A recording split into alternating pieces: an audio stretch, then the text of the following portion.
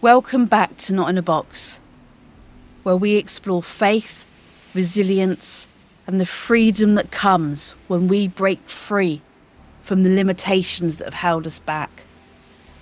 I'm Liz Wells, and today's episode is one that dives deep into healing. Healing from not just physical trauma, but the emotional baggage we carry with us throughout life. In this episode, I'm sharing the moment when I was told my life would be saved, when a donor liver became available. But even as I was given the chance to live, I realised that there was a deeper healing that needed to take place. The trauma of critical illness had opened up old wounds that had been sealed away for years, locked in a box I never intended to open. Today we're talking about what it means to face those wounds, unpack our past, and move forward into a life free from the weight of old pain. Let's begin.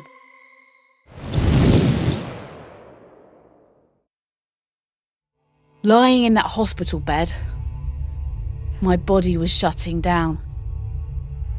Every breath felt like a battle, and it was clear that I wasn't going home unless a liver transplant became available, and soon. I'd reached the point where all I could do was trust in God. My body was failing, and I had nothing left to give. I surrendered, letting worship music wash over me, knowing I wasn't in control. Then, one morning, the consultant came to my bed with the news I'd been praying for. They'd found a match, a liver was available, and it was for me. In that moment, hope flooded back, but so did something else. Questions. Deep questions that I hadn't fully addressed. Suddenly, I felt loved. Suddenly, I felt cared for. Medical staff who didn't even know me had stood by me through the worst days, weeks, and months of my life, fighting for me.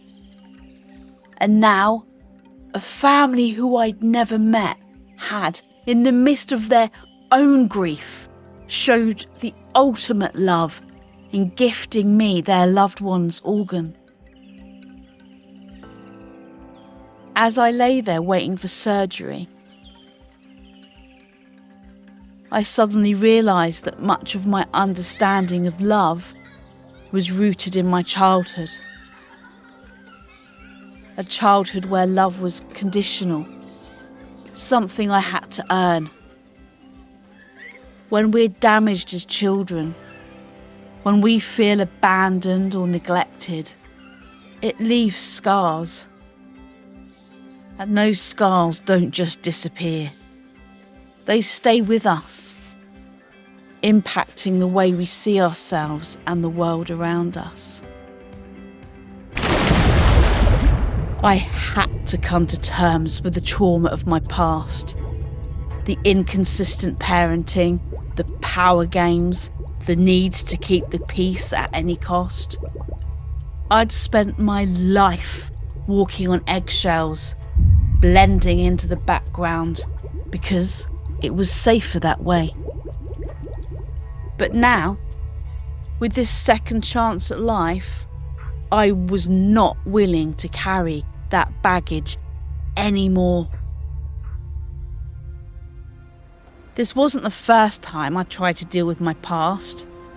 Years ago, as a specialist nurse, I delved into the psychology of relationships and family dynamics. I realised then that my childhood had set me on a path of self-destruction.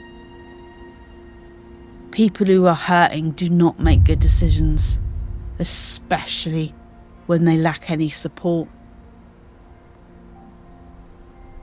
My childhood had been lonely, and the only sense of belonging I ever really felt was at church. It was there in my early teens that I found faith and a sense of community. But when the hard times came, when the truth was exposed and my parents divorced, everyone seemed to disappear. It felt like the one place I'd found security was gone.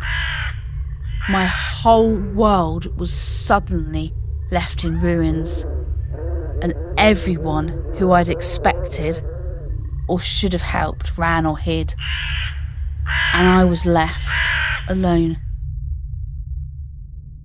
I blamed God for a while. I couldn't separate him from the people who had hurt me. And for a long time I wandered aimlessly, shutting myself off from the world, from my feelings, from everything. I put it all in a box marked, "Do not open, ever." But now, having faced death, I was being given a second chance at life. I realised that I couldn't carry that box with me into life 2.0. I had to unpack it. No matter how painful it was, I had to confront the truth that God hadn't left me, not when I was a child, and not now. He had been with me all along, waiting for me to give him my brokenness so he could breathe life into me again. Others had caused hurt, and religion had left me wounded, but God, through it all, was screaming, "I love you." Thank you for joining me today. This episode was about more than just survival. It was about the hard work of healing. We all carry things from our past that can weigh us down, but if we want to move forward, if we want to live fully, we have to confront that pain. It's not easy, but it's necessary. Next time, we're going to dive deeper into what it means to rebuild your life after trauma, physically, emotionally, and spiritually, because healing isn't a one-time event, it's a process. And if you're ready to take that journey with me, I promise you won't be walking it alone. Until next time, remember, no matter how heavy the baggage, you are never alone, and you're not in a box.